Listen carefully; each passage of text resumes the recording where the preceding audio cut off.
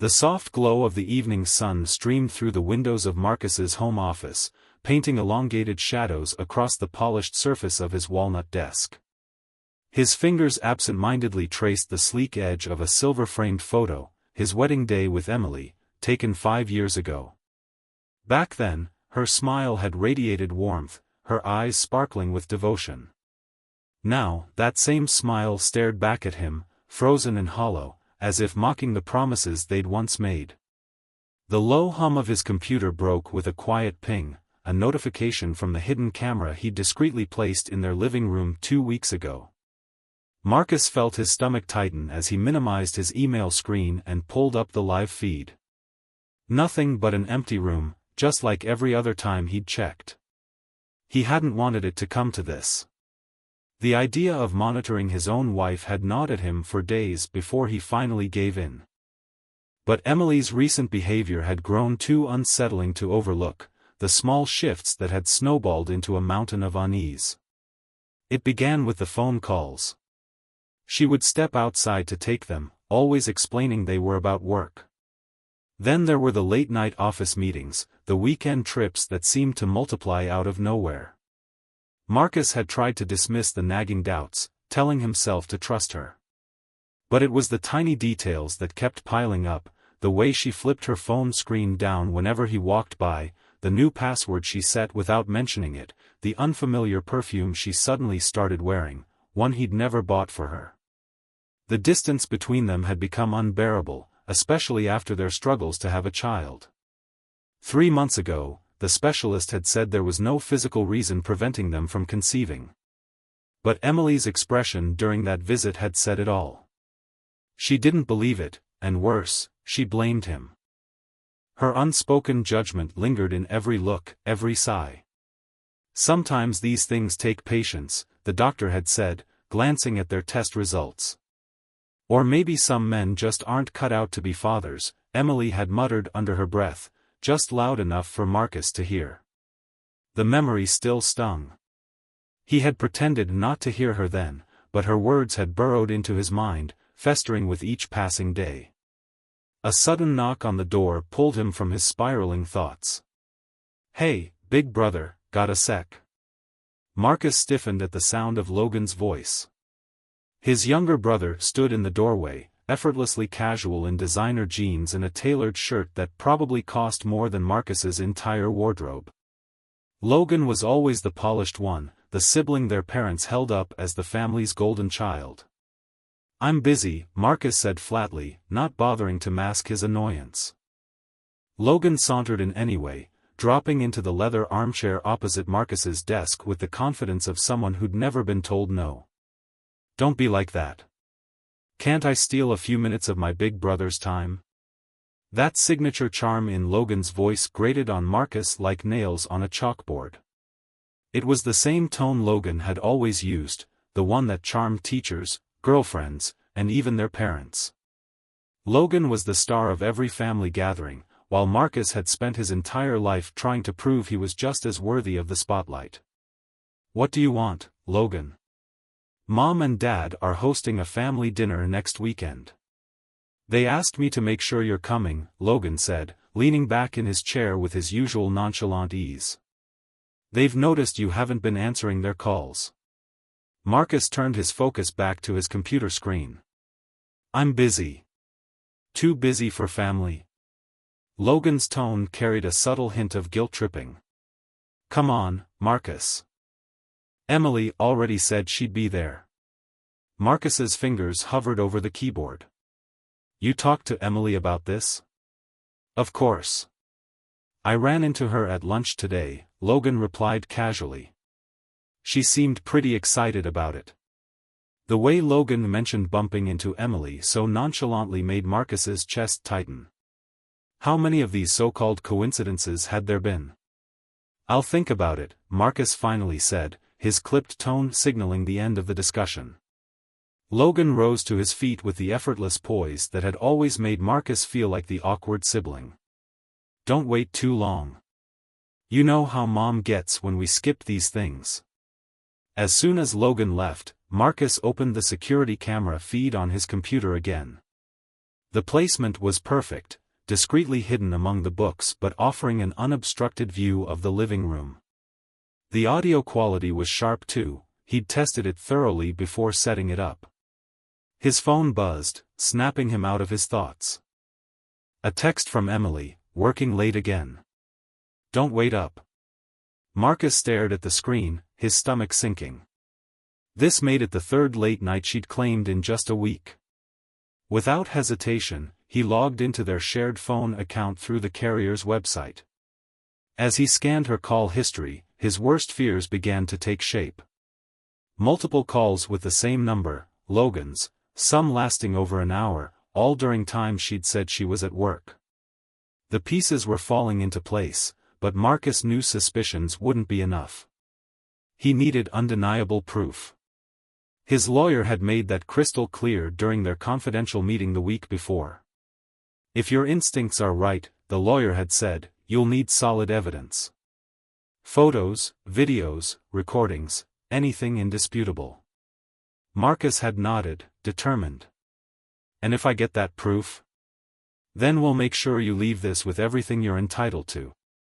The memory of that conversation bolstered his resolve.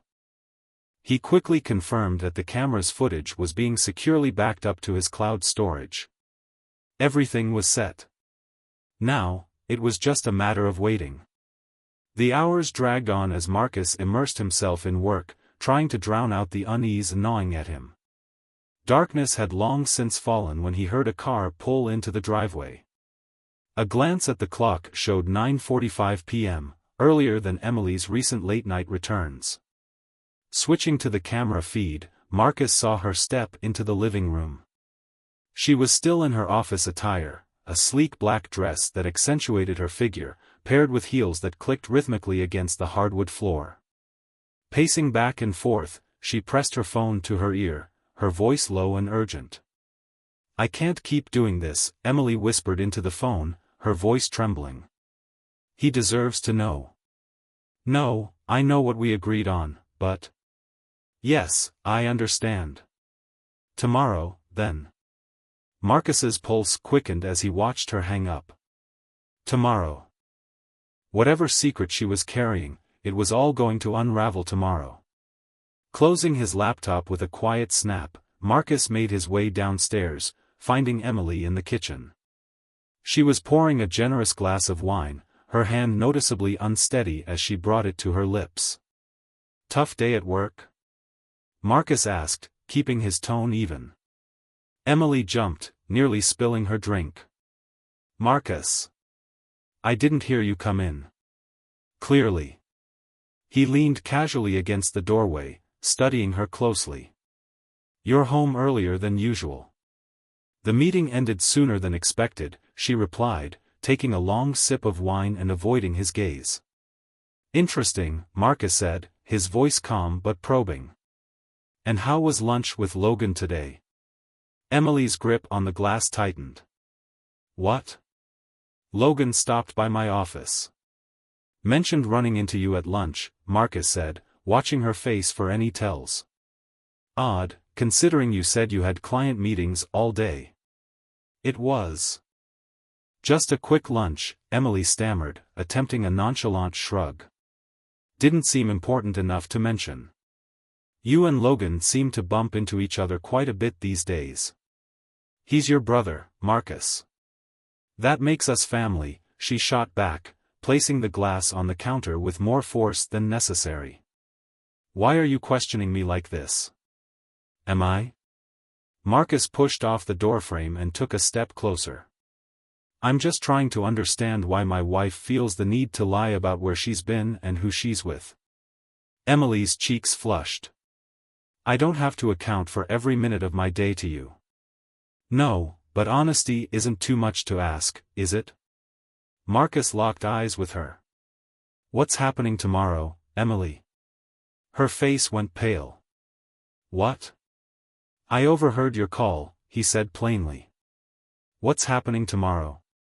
Her hands began to shake visibly. "You've been spying on me?"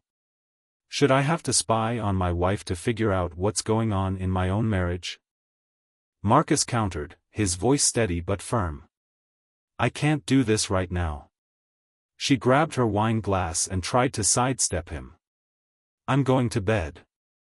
Marcus caught her arm gently but resolutely. No more running, Emily. No more half-truths. What's happening tomorrow? For a brief moment, regret flickered across her face. Then, as if steeling herself, her expression hardened. Fine. You want the truth? Let's do this. She pulled away and strode toward the living room. Marcus followed her, acutely aware of the hidden camera recording every word and movement. Emily began pacing by the window, leaving her glass forgotten on the coffee table. Finally, she turned to face him, her expression resolute. I have something to tell you, she said, her voice steady. And I need you to hear me out. Marcus sank into the armchair, his heart thundering in his chest though he kept his demeanor calm. I'm listening. I'm pregnant. The words hung heavily in the air. In another context, at another time, they might have been a cause for celebration. But her eyes carried none of the joy he would have expected. It's Logan's, she continued, her voice growing firmer with each word. We've been involved for over a year. He gave me what you couldn't. Marcus's fingers tightened on the leather armrests, but his expression remained composed. Every suspicion, every uneasy feeling, every piece of evidence he had collected culminated in this moment of undeniable truth. And your parents know, Emily added, lifting her chin defiantly. They understand. In fact, they're organizing an engagement party for next week. They want us to move forward, to be happy. My parents? Marcus's voice came out rougher than he intended, the betrayal cutting deep. Emily's gaze softened, almost condescendingly. They've always known Logan was the stronger one, the more capable one. I tried with you, Marcus. I really did. But Logan, he's everything you're not. And now, he's giving me the child I've always wanted. Without a word, Marcus reached for his phone, his hands steadied despite the storm of anger coursing through him. He opened the security app and hit play. Emily's earlier whispered phone call filled the room, followed by their kitchen exchange and her explosive confession. The blood drained from Emily's face as her own voice echoed back at her. What did you do? What I had to, Marcus replied, his tone deadly calm. I've suspected this for weeks, months, even. All I needed was proof. You recorded me? Emily's voice pitched higher, almost a shriek. You can't. I can, Marcus cut her off sharply, and I did. My lawyer already has a copy. Emily's meticulously manicured hands curled into trembling fists. This doesn't change anything. Logan and I. Logan's wife has a copy too, Marcus interjected, watching her complexion turn ghostly white. Rachel deserves to know the kind of man she married, don't you think? Especially since she's carrying his child as well. You had no right. Emily spat, her voice filled with outrage. I had every right, Marcus thundered, the sheer force of his voice making Emily flinch. You and Logan didn't just betray me, you obliterated 2 families. You and my parents colluded to disgrace me. Did you honestly think I'd sit back and accept it? Emily's lips quivered as she grasped for words. The baby is not my problem, Marcus said coldly, cutting her off once more. You made your bed, Emily. Now lie in it. Rising to his full height, he loomed over her, his voice dropping to a menacing whisper. I want you out of this house tonight. My lawyer will be in touch tomorrow. And when everything you've built crumbles, remember, you're the one who destroyed it. Emily's polished exterior shattered completely. Marcus, please. Let's talk about this. We can. There's nothing to discuss, Marcus said, his tone as frigid as ice. You chose my brother over me. You allowed my parents to plan your engagement party while still wearing my ring. You lied to my face for over a year. He let out a bitter, humorless laugh. What exactly is there to talk about? I didn't mean to hurt you, Emily whispered, tears pooling in her eyes. You meant every bit of it, Marcus shot back without hesitation. You relished it. The recording says it all, your words, your tone, your smug little remarks about me not being man enough to give you a baby. Tears spilled freely down Emily's cheeks. What about the last 5 years? Don't they mean anything to you? They meant everything to me, Marcus replied, his voice softer but edged with unyielding steel. Which is why I'll never forgive you for turning them into a lie. Emily stumbled back a step, her composure shattered. I'll pack some things. Do that. Marcus watched as she fled up the stairs, her heels clicking erratically against the hardwood. Above him, he could hear drawers being yanked open and slammed shut, the scrape of hangers in the closet, and the hurried shuffle of someone fleeing with whatever they could grab. His phone buzzed on the desk, a text from his mother. We need to talk about Emily and Logan. They love each other, Marcus. Try to understand. The message sent a fresh wave of anger coursing through him. His entire life, his parents had favored Logan. Every achievement Marcus made was downplayed, every success overshadowed by Logan's effortless charm and flair. There's nothing to talk about, he typed back. You chose your side long ago. Now live with it. Without hesitation, he blocked their numbers, his mother, his father, and Logan. Then he opened his email to verify the video had been sent to both his lawyer and Rachel. His lawyer had already responded, confirming an early meeting the next morning.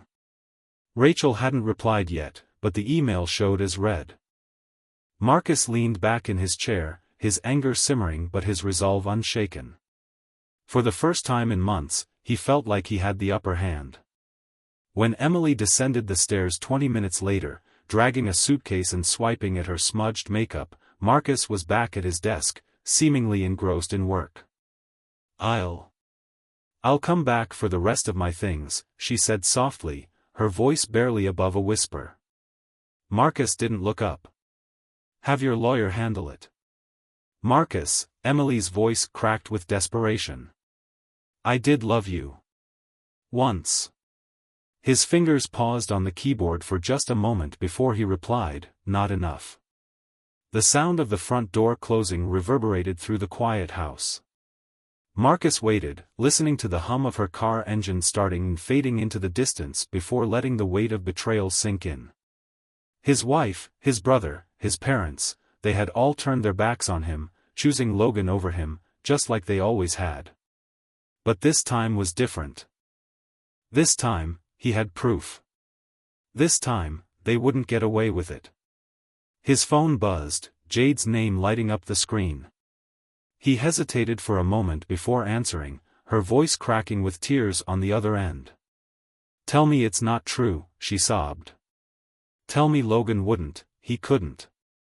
I'm sorry, Jade, Marcus said softly, his tone kinder than it had been with Emily but firm nonetheless. I have proof. You deserve the truth. I'm pregnant, she whispered, her voice trembling. We were supposed to start a family. How could he do this to us? How could they? I don't know, Marcus admitted honestly. But you're not alone. If you need someone, we can face this together. The line was silent for a long moment, save for Jade's uneven breaths. When she spoke again, there was a quiet strength in her voice. Thank you. For telling me. For not letting me live in this lie. We both deserve honesty, Marcus replied. Now it's time to make sure the truth comes out for everyone else. After hanging up, Marcus sat in the darkening office, the glow of his computer screen casting eerie shadows on the walls. Reaching into his desk drawer, he pulled out a bottle of whiskey and poured 2 fingers into a glass. Raising it to the faint light, he murmured, "To truth," before taking a slow, deliberate sip. The burn down his throat was sharp but welcomed, it was better than the numbness threatening to consume him. His laptop pinged, drawing his attention. It was an email from his lawyer, confirming receipt of the evidence and scheduling a meeting for early the next morning. A grim smile tugged at Marcus's lips. This was just the start. He opened his banking app and began methodically untangling his finances from Emily's, ensuring she'd have no claim over anything she hadn't earned. His fingers moved quickly, documenting every detail, every transaction. Each step brought him closer to the justice he craved. A new text message flashed on his phone, this time from an unknown number. "Logan, come on, man. Let me explain. It's not what you think." Marcus's laugh was bitter and humorless as he blocked the number without hesitation. There would be no explanations, no excuses, and certainly no forgiveness, only consequences. He worked tirelessly through the night, organizing every piece of evidence. Emails, bank statements, phone records, anything that could corroborate the video footage was meticulously catalogued. By the time the gray light of dawn began creeping through the windows, Marcus had assembled a damning case, ensuring that Emily would walk away with nothing. This wasn't just about revenge. It was about taking control, piece by calculated piece. And Marcus had every intention of seeing it through to the bitter end. As Marcus stood to stretch his aching back, his eyes fell on the wedding photo still sitting on his desk. With calm deliberation, he picked it up, examined it for a moment, and dropped it into the trash. The sharp crack of breaking glass was oddly satisfying, like a punctuation mark on this chapter of his life. The sun climbed higher, casting bold lines of light across the office floor. Marcus watched as the room filled with a deceptive warmth, feeling the toll of his sleepless night but knowing he couldn't stop now. There was still too much to do, too many threads to unravel and tie back on his own terms. Throughout the night, his phone had buzzed relentlessly, family members trying to reach him from various numbers. Each attempt was blocked methodically, like pruning diseased branches from a tree. The latest had been from his father. "Son, you're making this harder than it has to be. Let's talk about this like adults." Marcus let out a bitter chuckle. "Adults," he muttered. Where was this supposed maturity when they were plotting his humiliation? He typed out a response but deleted it. They didn't deserve the satisfaction of any reply. A scalding shower helped wash away some of the exhaustion, even if the emotional strain clung stubbornly. Standing before the mirror, Marcus knotted his dark blue tie, ironic, as it was Emily's least favorite color. The reflection staring back at him wasn't the same man who had smiled brightly in that wedding photo 5 years ago. His gaze was sharper now, his expression set with unflinching resolve. His phone buzzed again, this time, it was Jade. He answered without hesitation. "Marcus," her voice was steadier than the night before but still laced with pain. "I couldn't sleep. I keep replaying the video, hoping it'll show something different." "I know exactly how that feels," Marcus said, tightening his tie. "Have you heard from Logan?" 37 missed calls and too many texts to count, she replied with a hollow laugh. "He says it's all a misunderstanding, that I should let him explain." "Emily tried the same nonsense," Marcus said, his voice cold. "There's nothing left to explain." Jade hesitated before speaking again, her tone soft. "I have a doctor's appointment today. To check on the baby. Logan's supposed to be there. Do you want me to come with you?" The words surprised even Marcus, but he meant them. "You shouldn't have to go through that alone." A pause, then a quiet, "Would you?" "I don't think I can face him without breaking down. Or screaming." "Send me the details," Marcus said simply. "I'll be there." After ending the call, Marcus organized his files for the lawyer meeting. The sun now fully illuminated the day, painting the world in bright, mocking colors. A text from Emily popped up on his phone. "Please, Marcus, can we meet? Talk this out rationally." He blocked her number without responding. The time for rational discussions had died the moment she chose Logan over him. On the drive to his lawyer's office, Marcus mentally organized his thoughts. He had chosen Strike and Associates for a reason. Their reputation for ruthlessness in divorce cases was unmatched. The building matched their ethos: sleek steel and glass, all sharp edges and no room for softness. Stone, his lawyer, was already waiting in the conference room. The man lived up to his name: solid, unyielding, with eyes that betrayed years of experience in watching marriages crumble. He gestured to a tablet displaying the video. "You've been busy," Stone said, his tone approving. "This is exactly the kind of evidence we needed." Marcus sat across from him, placing his meticulously organized files on the table. "Will it be enough?" Stone's laugh was brief and cutting. "Enough?" He leaned back, confidence radiating from every word. "Mr. Grant, your wife confessed to a year-long affair with your brother on camera. She admitted your parents were complicit. She's carrying your brother's child while still married to you. Trust me, it's more than enough." "I want it all," Marcus said, his voice calm but unyielding. "The house, the investments, everything." Stone nodded, jotting notes on his pad. "Given the evidence you've provided and the circumstances, we can aim for that. Her actions have been egregious. No judge will take her side with this level of betrayal." He paused, meeting Marcus's eyes. "That said, they may try to portray you as controlling. The hidden camera." "Let them," Marcus interrupted, his tone firm. "I can justify every step that led me to install it. Every lie, every late night, every so-called work meeting that never happened, it's all documented." "Good." Stone shuffled through a stack of papers, organizing the case. "Now, about your brother's wife." "Jade," Marcus supplied. "I'm taking her to a doctor's appointment today. She's pregnant, too." Stone raised an eyebrow but kept his expression neutral. "Be cautious with that. They might attempt to twist the narrative, claiming you and Jade are involved."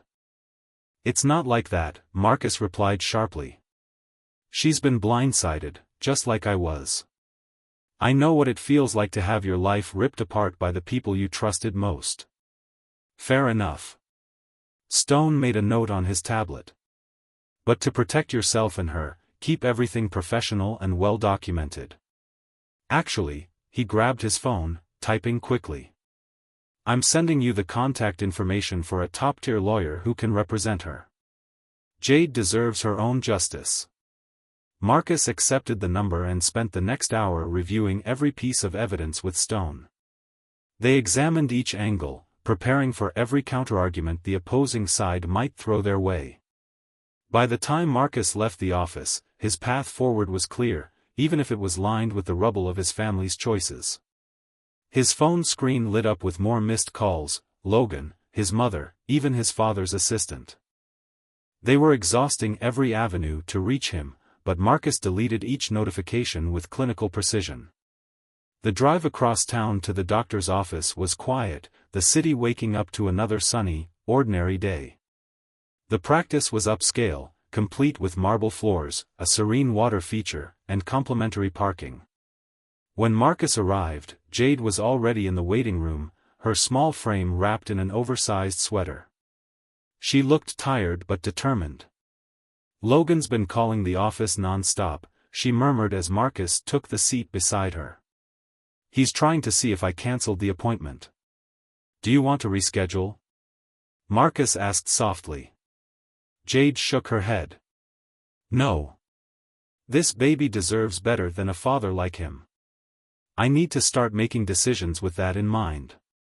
They sat in silence after that, the kind of quiet that didn't need filling. When the nurse called Jade's name, Marcus stayed behind, pulling out his phone to handle work emails. His professional life wouldn't suffer because of his family's betrayals. His phone buzzed with another call from an unknown number. Against his better judgment, he answered. "Marcus." The trembling voice on the other end was Emily's. "Please don't hang up. I'm at my doctor's office too. I thought you should know, it's twins. Marcus gripped the phone tighter, his knuckles white. That changes nothing. But they're your nieces or nephews. They mean nothing to me, Marcus cut her off coldly. Just like you mean nothing to me. Don't call this number again. He ended the call just as Jade reappeared, a small envelope clutched in her hands.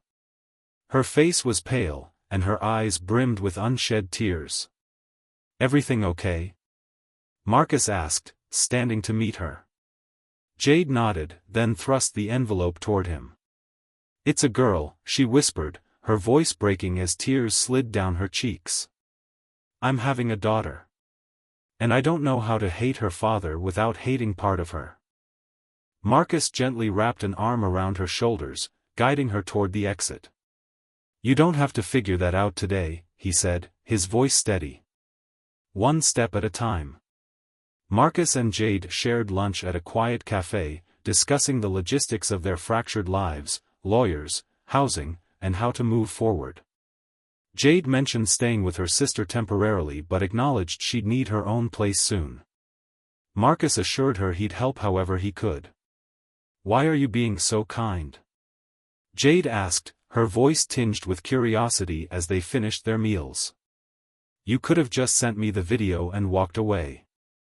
Marcus considered her words, choosing his response carefully. Because you're the only other person who truly understands what they've done. And maybe, he hesitated before continuing. Maybe helping you heal will help me heal too. Jade reached across the table, giving his hand a brief, firm squeeze. We'll get through this, she said with quiet determination. And they'll regret what they did to us. After parting ways, Marcus returned home only to find his parents waiting in his driveway. His mother approached as he parked, her expression carefully arranged into a mask of concern he now recognized as thinly veiled manipulation. Marcus, sweetheart, please. He ignored her and walked toward his front door without breaking stride. This isn't like you, his father called after him, his voice heavy with disapproval. The Marcus we raised would never act this way. Marcus turned slowly, his gaze cold and unflinching. The Marcus you raised? You mean the one who could never measure up to Logan? The one who was always second best, no matter what he did? That's not fair, his mother protested weakly. Fair? Marcus let out a sharp, humorless laugh. Was it fair to plan an engagement party for my wife and brother while I was still trying to save my marriage? Was it fair to condone their affair? They're in love, his father said firmly, as though it justified everything. Sometimes these things happen. You need to be the bigger person. Get off my property, Marcus said, his voice low and steady, the quiet intensity more cutting than a shout. You chose your favorite son. Now live with that choice. He stepped inside and locked the door behind him, watching through the window as his parents reluctantly left. His mother dabbed at her tears, but Marcus felt no sympathy. He no longer believed in their sincerity. The house felt different now, quieter, emptier, but somehow cleaner, like purging a festering wound. The pain was sharp, but Marcus knew it was necessary to heal. He walked through the rooms, cataloging what needed to change. Everywhere he looked, traces of Emily lingered, photos, trinkets, decorations. All of it felt tainted now. In the bedroom, his bedroom, he began packing Emily's remaining belongings. Her clothes went into boxes without fanfare or sentiment. When he found her jewelry box, he carefully removed the wedding and engagement rings, slipping them into an envelope for his lawyer. The rest of her items followed, packed with the same efficient detachment. His phone buzzed, pulling his attention. Another message from Logan. She's having twins. Your nieces or nephews. Don't you want to be part of their lives? Marcus stared at the screen for a long moment before typing his reply.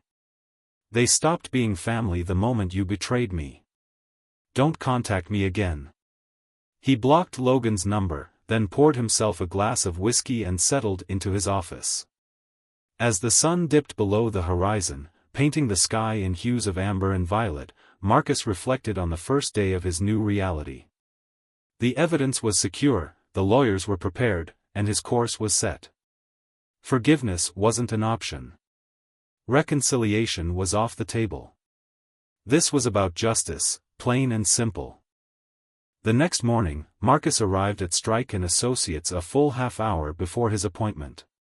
He sank into a leather chair in the expansive conference room, the early light streaming through floor-to-ceiling windows. Long shadows stretched across the sleek mahogany table as Marcus prepared himself. Punctuality had always been his strength in business, and now it would serve him well in dismantling the carefully constructed lies of his family's comfortable lives. Stone entered the room exactly on time, his leather briefcase in one hand and a sharp expression on his face. His assistant followed, carrying 2 steaming cups of coffee and a neat stack of folders. "Black, 2 sugars," Stone said, sliding a cup across the table toward Marcus. "You look like you've had a long night." "Sleep is overrated," Marcus replied, taking a sip. "What's our first move?" Stone spread several documents across the polished table. "Their opening gambit. Take a look." Marcus scanned the papers quickly, his jaw tightening with every line he read. "They want to negotiate," Stone explained, tapping the top document with a finger. "Emily's lawyers reached out at 6 a.m. They're pushing for a fast and quiet resolution, no publicity, no evidence submission, especially not the video." "They're scared," Marcus said flatly. "Terrified," Stone confirmed, his smile thin and humorless. "Logan's team called not long after with a similar proposal. They're claiming invasion of privacy and are threatening a countersuit." Marcus's laugh was cold and sharp. "Let them try." "Exactly." Stone slid another paper across the table. "Your state allows one-party consent for recordings. Your house, your camera, your evidence is rock solid. And the text messages? The bank records? All admissible," Stone assured him. "Which is why they're scrambling. They know they're cornered." He was interrupted by a soft knock at the door. His assistant peeked in. "Mr. Grant, your brother's wife is here for her 9 o'clock. Marcus glanced at his watch. "Send her in." Jade stepped into the room, a striking contrast to the vulnerable woman from the day before. She was clad in a sharp navy suit, her hair pulled back tightly, her eyes filled with steely determination. "Sorry if I'm early," she said, settling into the chair beside Marcus. "Actually, you're right on time," Stone replied, gathering his notes. "We've been reviewing both cases, and the level of premeditation involved is staggering." "That's part of why I'm here," Jade said, opening her briefcase. She pulled out several folders, placing them on the table. "I couldn't sleep last night, so I did some digging." "What did you find?" Marcus asked, leaning forward. "First, these." Jade spread out a set of bank statements. "Logan's been moving money for months. Small amounts at first, then larger transfers starting about 6 months ago." Stone examined the documents carefully. "These transfers are from his business accounts." "Not all of them." Jade pointed to a series of transactions. "He created multiple shell accounts and funneled money between them to obscure the trail. But he got sloppy." "Show me," Marcus said, his tone low. Jade produced another set of papers. "These are rental agreements for a luxury apartment downtown. Signed 3 months ago. Furniture deliveries, utility setups, it's all here." Marcus's eyes narrowed as he scanned the documents. "Emily's name is on these too?" "Yes," Jade said, her voice steady. "And look at the dates. They signed the lease during that family trip to Lake Tahoe." Marcus's mind flashed back to that vacation. Emily had claimed a headache one afternoon, and Logan had offered to drive her back to the rental house. They'd been gone for hours. They were planning this all along, Marcus said, his voice tight. It gets worse. Jade pulled out her phone. I accessed Logan's cloud account. He never changed his password, still uses our anniversary date. Her bitter laugh cut through the room. Here are the messages. She handed the phone to Marcus, who felt his chest tighten as he read. Logan, got the apartment set up. You'll love the view. Emily, can't wait to start our life together. Logan, Marcus suspects nothing. Emily, your parents are thrilled. They said they always knew I deserved better. Stone leaned in, photographing the screen. These messages are dated months ago, well before either pregnancy was announced. There's more, Jade said, scrolling further. Her voice faltered slightly. They discussed how to time everything. Logan even joked about how ironic it was that I got pregnant just as they were planning to leave. Marcus reached under the table, giving Jade's hand a reassuring squeeze. We'll use it all. Already ahead of you, Stone said, scribbling notes rapidly. This evidence proves conspiracy, premeditation, and with the financial manipulations, possibly even fraud. Marcus, with your video and these messages. Stone looked up, his eyes gleaming with certainty. We can bury them. Good. Marcus's voice was ice. I want every betrayal documented. Every lie exposed. Mrs. Grant, Stone said, turning to Jade, would you be willing to testify about what you've uncovered? That's why I'm here, Jade replied firmly, her grip tightening on Marcus's hand. We're in this together. The meeting stretched on for hours as they meticulously crafted their strategy. By the time Marcus and Jade stepped out into the parking lot, the sun was blazing high overhead. I need to head home, Jade said as they reached their cars. Logan texted, he's coming to pick up some of his things today. Marcus's expression darkened. Want some backup? Jade hesitated before nodding. Actually, yes. I don't want to face him alone. Lead the way, Marcus said, following her car across town. Jade and Logan's house loomed ahead, a sleek modern design with expansive glass windows. Logan's BMW was parked in the driveway, its polished exterior gleaming in the sunlight. Ready? Marcus asked as they approached the door. Jade's hand trembled slightly as she slid the key into the lock. Not really. But let's do this. They found Logan in the master bedroom, his designer clothes spread haphazardly across the bed as he packed them into expensive luggage. He froze when he saw them. Jade, baby, Logan started, his voice oozing charm, I've been trying to reach you for days. Then his eyes landed on Marcus. His tone shifted, sharp and defensive. What the hell is he doing here? Supporting family, Marcus replied coldly. Something you clearly don't understand. Logan's expression faltered before he plastered on a smile, trying for sincerity. Come on, Marcus. Let's talk this out, just you and me. Like we used to. Like when you were sleeping with my wife? Marcus shot back, his voice venomous. It wasn't planned. Logan said quickly, spreading his hands as if to physically deflect the blame. These things just happen. People fall in love. Jade's voice cut through the room like a whip. While setting up secret apartments and hiding money? Logan's charm evaporated. You went through my accounts, he snapped. Like you went through my marriage, Marcus stepped closer, his tone low and dangerous. Like you went through my life. Logan sneered, his composure slipping. Really mature, Marcus. Spy cameras, bank records, digging through my personal business. Is this how you finally measure up?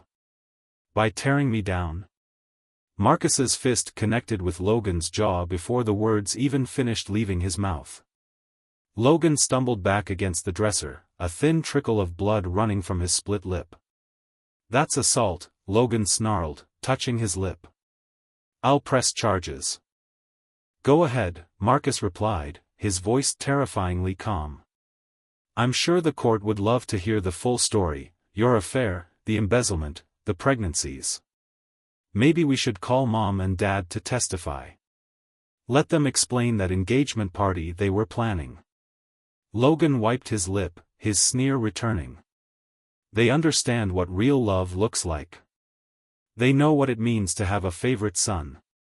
But this time, Marcus said, his words like cold steel, your charm won't save you. This time, the golden boy pays for his choices. We'll see about that, Logan muttered, hauling his luggage with trembling hands. My lawyer will be in touch. Looking forward to it, Jade replied coldly. I'm sure the company board will be thrilled to learn how their CFO has been using corporate funds to bankroll his affair. Logan froze in the doorway, his eyes wide with panic. You wouldn't dare. Watch me. Jade stepped closer to Marcus, her gaze locked on Logan. Now, get out of my house. Logan didn't respond, instead storming out with his bags. Tires screeched as his car tore out of the driveway. Jade sank onto the edge of the bed, her shoulders slumping, though her anger simmered just beneath the surface. I thought I'd fall apart seeing him, she admitted, her voice rough. But all I feel is anger. So much anger. Good, Marcus said, sitting beside her. His tone was steady. Use that anger. Let it fuel you.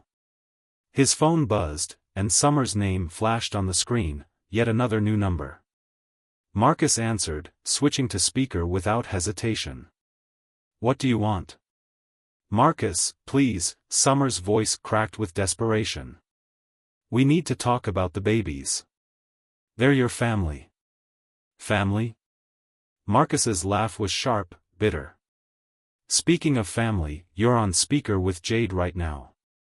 The line went silent for a moment before Summer stammered, Jade, I didn't mean. Didn't mean what? Jade's voice was like a whip. Didn't think you'd have to face me? Didn't think about my baby while you were screwing my husband? It's not, wait, can we talk privately? Summer pleaded. There's nothing private left between us, Marcus cut in, his tone icy. Not since you shared our marriage with my brother. He ended the call without waiting for a reply and blocked the number. When he glanced at Jade, she let out a shaky breath, followed by a laugh, a dry, humorless sound. That felt surprisingly good.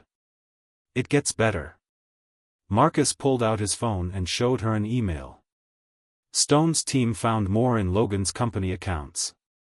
The next several hours were a whirlwind of uncovering more damning evidence. Logan had been systematically embezzling funds from his company, financing a lavish new life with Summer. Every transaction was carefully documented, every scheme laid bare. As the evening shadows lengthened, Marcus's phone lit up again, this time, his mother's number. He sighed and answered on speaker. Marcus, sweetheart, her voice carried its usual manipulative edge. We're having dinner tonight. You and Jade should come. Let's talk this through as a family. Family, Marcus echoed, his voice laced with bitterness. You mean the family that plotted to celebrate my humiliation? Don't be so dramatic, his mother replied, her tone dismissive. Sometimes marriages end. Save it, Marcus interrupted, his voice cutting through her words like a knife. You chose your golden boy. Now live with that choice. He ended the call, shaking his head in disbelief. Turning to Jade, he offered her a rare smile. How about real dinner? Somewhere far from all of this. She nodded quickly, gathering her things. Please. I can't stay here right now. They found a quiet steakhouse on the other side of town. Over perfectly cooked steaks and glasses of aged whiskey, they continued plotting Logan's downfall. The company board meets next week, Jade said, scrolling through her phone. Once they see these records, he's done. He'll lose everything.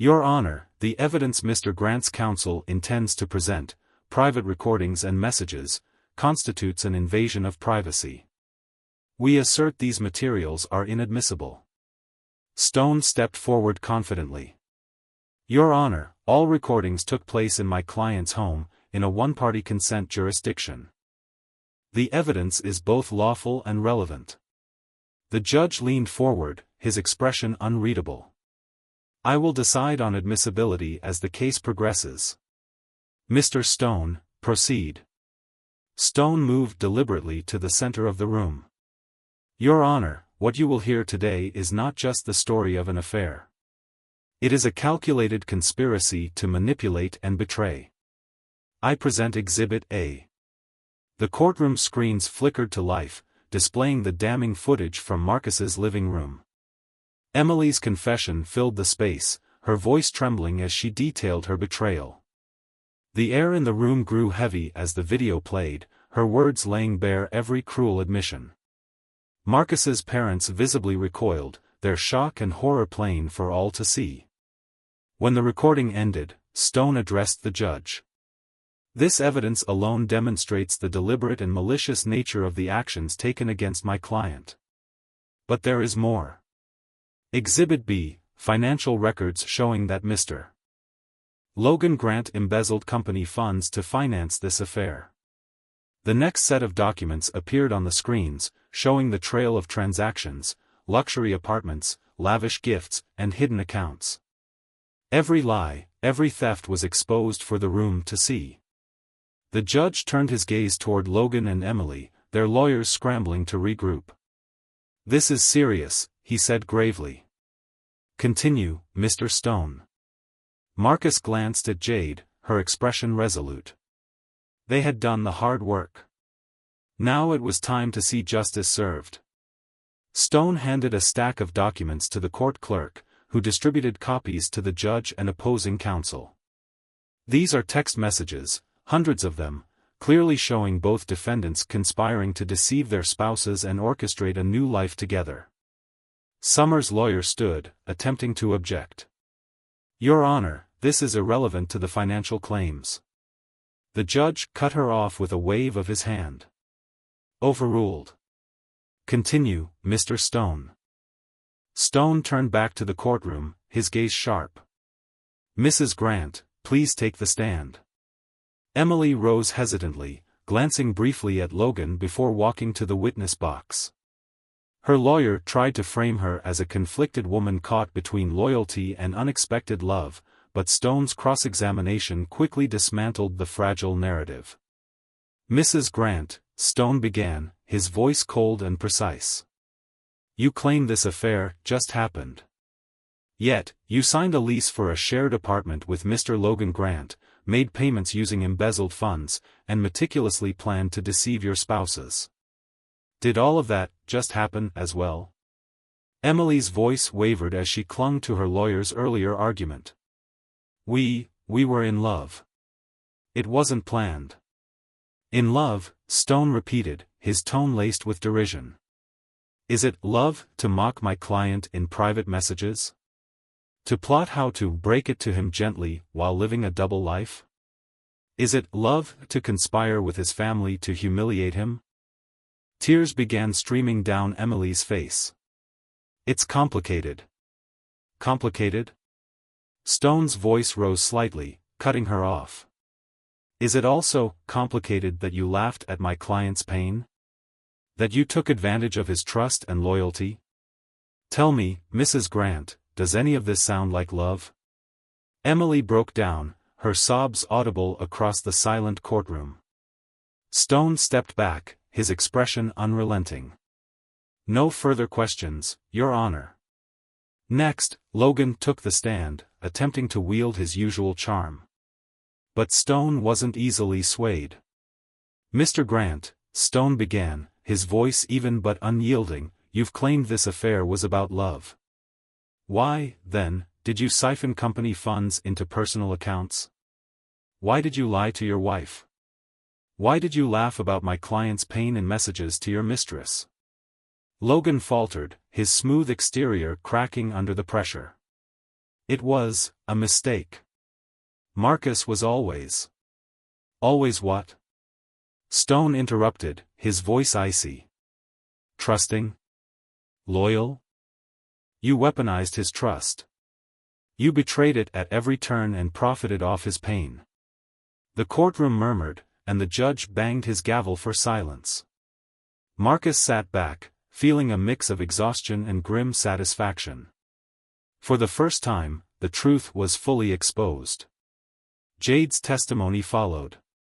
She sat tall, her voice steady as she described the messages, the financial manipulations, and the devastation she endured. I trusted him, she said plainly. And he betrayed that trust completely. By the time Stone finished presenting the evidence, the courtroom was silent. Every lie, every betrayal, every ounce of cruelty had been laid bare for all to see. In his closing arguments, Stone stood before the judge and jury, his voice steady and commanding. This case is about betrayal, not just of one marriage, but of trust, family, and integrity. My client deserves justice, and we have demonstrated beyond a shadow of a doubt that every step of this deception was deliberate, calculated, and deeply cruel. The judge called a brief recess before delivering his ruling. When court reconvened, his voice carried the weight of finality. Given the overwhelming evidence presented, I rule in favor of the plaintiff. All assets, properties, and financial holdings will remain with Mr. Grant. Furthermore, the actions of Mr. Logan Grant warrant criminal investigation. This court is adjourned. Logan and Emily sat frozen, their faces pale and stricken. The weight of their decisions had finally come crashing down. Marcus stood, his hands steady and his heart lighter than it had been in months. It was over. Outside the courthouse, the media swarmed, shouting questions and snapping photos. Marcus ignored the chaos, walking side by side with Jade toward the street, their steps steady and resolute. "Thank you," Jade whispered, her voice thick with emotion. "For everything." Marcus looked at her, his expression softening. "We move forward. Together." As they stepped into the sunlight, Marcus felt something stir in his chest, a flicker of hope. For the first time in what felt like forever, he was ready to face whatever came next.